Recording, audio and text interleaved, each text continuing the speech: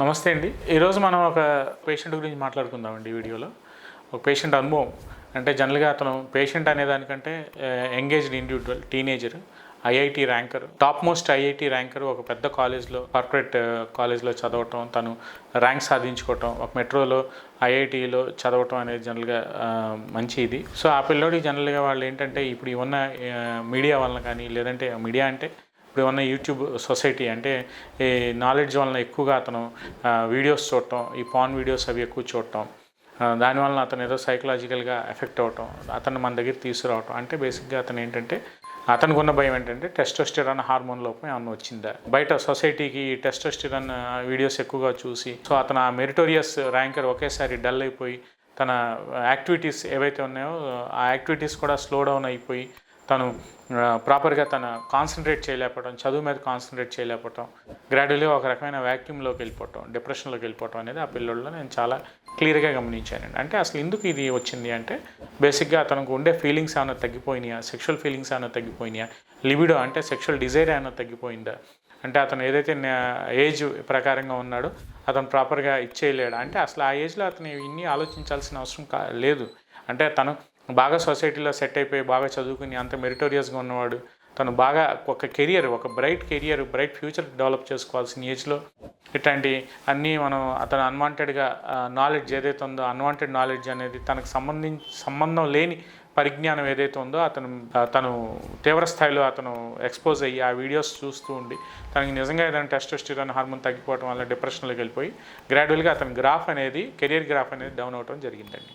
So ఆ parents కొంతవరకు తన ఫ్రెండ్స్ ఏవైతే ఉన్నాయో వాళ్ళ ఫ్రెండ్స్ ఎవరైతే ఉన్నారో వాళ్ళు కూడా తనను బాగా సపోర్ట్ చేసిన అతను ఆ డిప్రెషన్ నుంచి బయటికి రాలేక బాగా నిస్సత్తుగా అయిపోయి విత్డ్రావల్ సిమ్టమ్స్ అనేవి అతనిలో కనిపించి ఒకానొక దశలో సూసైడల్ టెండెన్సీస్ వరకు కూడా అతను వెళ్ళిపోవడం అనేది జనరల్గా జరిగిందండి. సో ఆ స్టేజ్లో మన దగ్గరికి ఆ పిల్లని తీసుకొచ్చినప్పుడు మనం అతనికి ప్రాపర్గా కౌన్సిలింగ్ ఇవ్వటం, తద్వారా ట్రీట్మెంట్. అంటే దీంట్లో ట్రీట్మెంట్ పార్ట్ ఏంటి, అసలు బేసిక్గా ఫస్ట్ అండ్ ఫార్మోస్ట్ అసలు అతనికి హార్మోన్ లోపం ఉందా లేదా అంటే దీనికి simple test total testosterone hormone values check చేస్తే ప్రాపర్గా అన్నీ నార్మల్గానే ఉన్నాయి.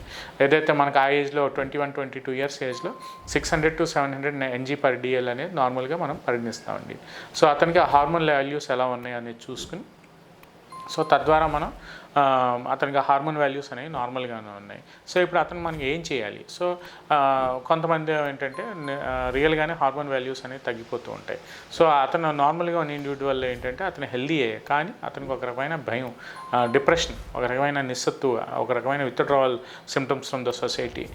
నాకేదో అయిపోయింది, నేను ఫ్యూచర్లో మ్యారేజ్కి పనికొస్తానో లేదో, మ్యారేజ్ అయిన తర్వాత పిల్లలు పుడతారో లేదో, ఇట్లాంటి అన్వాంటెడ్ భయాలన్నీ పెట్టుకుని అతను బాగా డిప్రెషన్లోకి వెళ్ళిపోవడం జరిగిందండి. సో అతను ప్రాపర్గా మనం ట్రీట్మెంట్ పార్ట్ కంటే ఇక్కడ అతనికి ఒక ప్యాంపరింగ్, ఒక రకమైన కౌన్సిలింగ్, ఒక రకమైన సపోర్ట్, ఒక రకమైన ఎమోషనల్ సెక్యూరిటీ అనేది అతనికి మనం కౌన్సిలింగ్స్లో పేరెంట్స్ని బయట కూర్చోబెట్టి ఏమైంది అనేది మనం అడిగామండి. పర్సనల్గా అడిగినప్పుడు అతను చెప్పడం జరిగింది, ఇట్లా రకరకాల వీడియోస్ చూసేసి నాకు ఒక రకమైన భయం అనేది వచ్చింది సార్, ఏంటి అనేది. సో దానికి అతని భయాన్ని మనం కౌన్సిలింగ్ ఇచ్చినా అతనికి మనం కన్విన్స్ అవ్వట్లేదు. So first and foremost thing అతను మనం చెక్ చేయాల్సింది టెస్టోస్టెరాన్.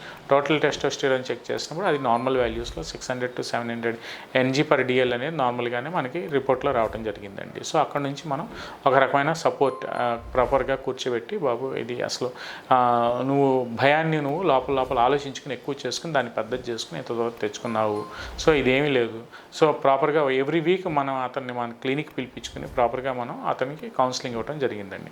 సో ఆ సైకలాజికల్ సపోర్ట్ ద్వారా, ఆ కౌన్సిలింగ్స్ ద్వారా, రిపీటెడ్ సెషన్స్ ఆఫ్ కౌన్సిలింగ్ ద్వారా అతను బయటికి రావడం, తద్వారా మనం కాన్స్టిట్యూషన్ వైజ్ అసలు ఎందుకు అతను అంత ఫ్రైట్ అండ్ ఫియర్కి గురయ్యాడు, అతను ఎందుకు అన్ని ఎలిమెంట్స్ అనేవి తనలో వచ్చినాయి, ఎందుకు అతను అంత డిప్రెషన్, ఇన్సెక్యూరిటీకి గురయ్యాడు అనేది మనం కేస్ హిస్టరీ అంతా ఎవాల్యుయేట్ చేస్తే కొన్ని పాన్ వీడియోస్ చూసి అతను అంటే బయట నేను మ్యారేజ్ అయిన తర్వాత కానీ, లేదంటే ఇలా ఎక్స్పోజ్ అయినప్పుడు బయట మ్యారేజ్ అయిన తర్వాత తను పార్ట్నర్తో ఇలా ఇచ్చేయగలరా. సో అతనికి ఏంటంటే మనం చెప్పడం జరిగింది, అదంతా ఆఫ్టర్ మ్యారిటల్ ఇష్యూస్, అవన్నీ ఇప్పుడు మీరు ఆలోచించి బుర్రపాటు చేసుకుని అనవసరంగా ఏదైతే బ్రైట్ ఫ్యూచర్ ఉందో దాన్ని మీరు పాడు చేసుకోవద్దని చెప్పి ప్రాపర్గా మనం సైకలాజికల్ సపోర్ట్ కలిగించి దాని ద్వారా మన హోమియోపతిక్ మెడిసిన్స్ అంటే మన హోమియోపతి అంతా మైండ్ ద్వారానే మనం డీల్ చేస్తాం కాబట్టి, సో ఒక మైండ్లో అసలు ఏమైంది అనేది మనం కేస్ హిస్టరీ అంతా తీసుకుంటే ఒక రకమైన ఇన్సెక్యూరిటీ, ఆత్మన్యూన్యత భావానికి గురవటం జరిగిందండి. సో ఇవన్నీ ఎందుకు వస్తాయి అంటే వాళ్ళ ఫ్రెండ్స్ బయటకు వెళ్ళినప్పుడు ఏదో వాళ్ళ ఫ్రెండ్స్లో మధ్యలో వచ్చిన క్యాజువల్ డిస్కషన్స్లో ఏంటంటే వాళ్ళ సీనియర్స్ దగ్గర నుంచి కానీ క్యాజువల్ డిస్కషన్ ఏంటంటే ఏదో 4 to 5 times పెర్ఫామ్ చేసాము, 6 times పెర్ఫామ్ చేసాము, అన్నిసార్లు పెర్ఫామ్ ఏదో కొన్ని మాటలు మాట్లాడటం జరిగింది. సో అతను బయట ఎక్స్పోజ్ కాకపోయినా ఈ భయాలన్నీ అతను మైండ్లో పెట్టుకుని ఆ గ్రాఫ్ అనేది డిప్రెషన్ తగ్గిపోయి కెరియర్ గ్రాఫ్ అనేది తగ్గిపోయి డిప్రెషన్లోకి వెళ్ళిపోవడం జరిగింది. సో ఏ వయసుకి సంబంధించిన ఆలోచనలు ఆ వయసుకు ఉండాలండి. సో ఇలా అన్వాంటెడ్ వయసుకి సంబంధం లేని ఆలోచనలు ఆలోచిస్తే గ్రాఫ్ అనేది తగ్గిపోయి ఒక రకమైన విత్డ్రావల్ సిమ్టమ్స్ రావడం వల్ల డిప్రెషన్కి వెళ్ళిపోతూ ఉంటారు.